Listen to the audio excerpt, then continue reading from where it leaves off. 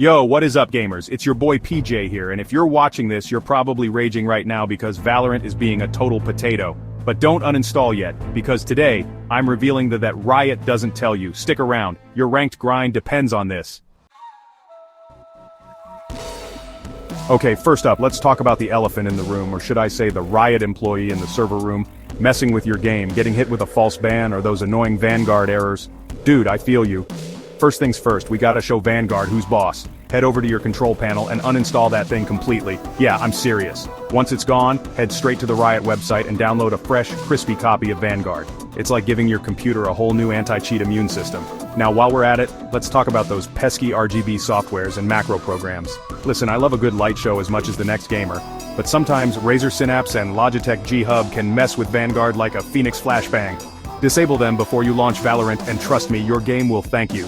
And for the love of all that is holy, don't fall for those instant unbanned scams. Those guys are about as trustworthy as a cipher cam on defense. Riot support is completely free, so if you're facing a ban, hit them up directly. Alright, so you managed to bypass the Vanguard boss, but now the game's crashing before you can even see the loading screen? Dude, that's rough. But don't worry, I got you. We're about to perform some serious tech surgery. First up, right-click on the Valorant icon like you're about to challenge it to a duel. But instead of clicking uninstall, don't even think about it, select run as administrator. Sometimes Valorant needs a little extra juice, a little more authority to flex on your system, you know what I'm saying? Next up, we gotta make sure those graphics drivers are as fresh as a jet dash. Head over to the NVIDIA or AMD website, depending on your graphics card, and download the latest drivers. Outdated drivers are like the rays in your team comp, explosive in all the wrong ways.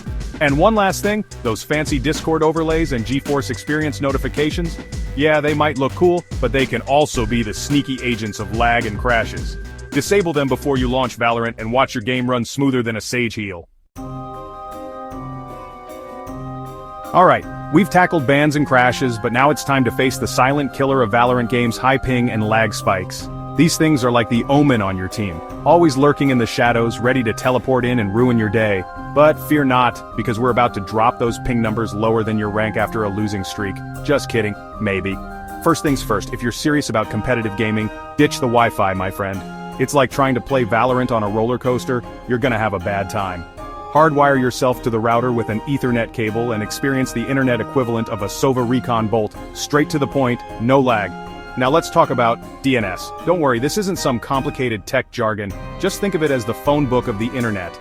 And sometimes your default DNS is about as reliable as a Yoru teleport. It might get you there, but it's gonna be messy. Switch to Google's DNS 8.8.8.8 in your network settings and enjoy lightning-fast routing.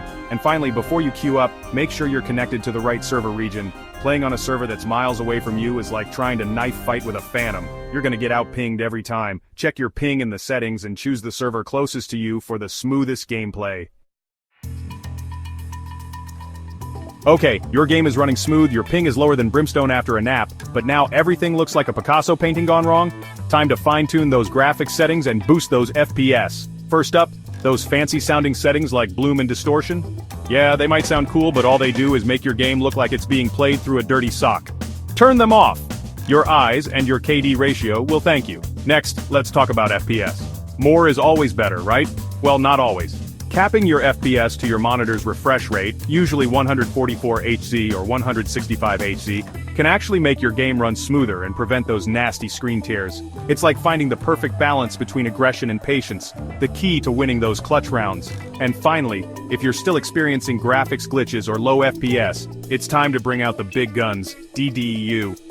This handy program completely wipes out your old GPU drivers, ensuring a clean install of the latest drivers. It's like giving your graphics card a fresh start, free from any corrupted files or settings. And there you have it, gamers, the ultimate guide to fixing those annoying Valorant issues and getting you back into the ranked grind. If this video saved your game from the depths of uninstall hell, make sure you return the favor. That like button and subscribe. I'll drop a video next week revealing how to boost FPS by 50%. We're talking about turning your game into a buttery smooth experience. Don't miss out. Comment below, fixed, if this worked for you. Let me know which fix was the game changer for you. And hey, if you're still having problems, drop a comment and I'll do my best to help you out. Now go out there, dominate those lobbies, and become the Valorant legend you were born to be.